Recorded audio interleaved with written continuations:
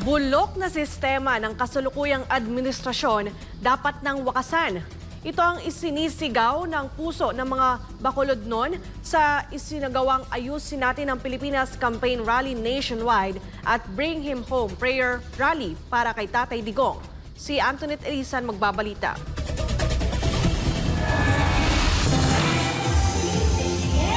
Hindi matutumbasan ang saya at sigla ng mga taga-Bacolod habang sinasayaw ang campaign songs ni senatorial candidate Pastor Apollo C. Quiboloy sa ginanap na campaign rally sa Barangay Handumanan Cover Gym sa Bacolod City. Ngunit sa likod ng masiglang pagtitipon, may mas malalim silang panawagan, isang sigaw ng pagbabago para sa isang mas maayos na Pilipinas. Gising na ang Bacolodnon, mulat na sila't hindi na palilinlang sa matatamis na salita at pangako. Alam nilang mga nangyayaring pang-aabuso at ang lumalalang kabulukan ng sistema sa ilalim ng kasalukuyang administrasyon. Kaya ngayong eleksyon, isang mahalagang hakbang at masusing pagsusuri sa mga kandidatong iboboto ang gagawin nila dahil hindi na maaaring magkamali ang bayan. Ang member ko, talamak, dahil kaya ang kwarta nga dapat sa tao, wala nila ginahatag.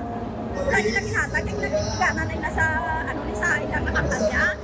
Para sa kanila, mahalagang marinig ang malinaw at konkretong plataporma ng mga tumatakbo sa halalan dahil dito mas magiging madali para sa mga botante tulad ni Nanay Lolita Condes at Nanay Lorce ang magdesisyon kung sino ang karapat-dapat sa Senado.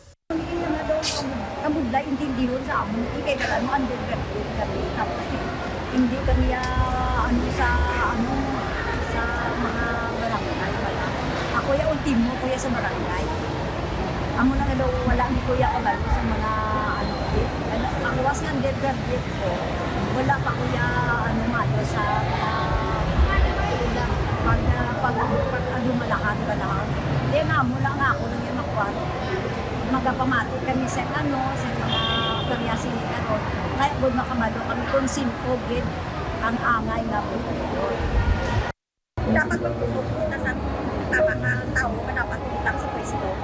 Kahit sa kaysana ni Perte, ay sa tatay niya si Perte, kamo na dapat natutang sa pwesto para sa kayuan natin.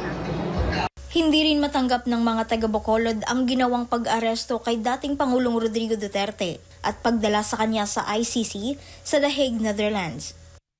For me, it was you can say, partly kidnapping or illegal arrest. So, ang ginambala nila dito, the system was the poisonous street. So anything naging Boracilla cannot be used anymore. The poisonous street. Kailangan, they will try ang atong former president. Samantala, may mensahe naman ang isang councilor aspirant para kay dating Pangulong Rodrigo Duterte at kay Pastor Apollo C. Quiboloy. Pastor Quiboloy, to our beloved former president, I will continue to pray na ang justice ay ibigay sa inyo. Because I feel it is violated. The one they did in KOJC, kung sa mga underworking, ang kay Presidente, sa arms to build ng kabo, should not happen. Wrong. They wanted to eliminate ang ilang mga enemies, political enemies. That's why for me, that is a political harassment sa duwa na sila. Hindi lang duwa, may duwa pa ginatarget sila. So we will have to watch with that.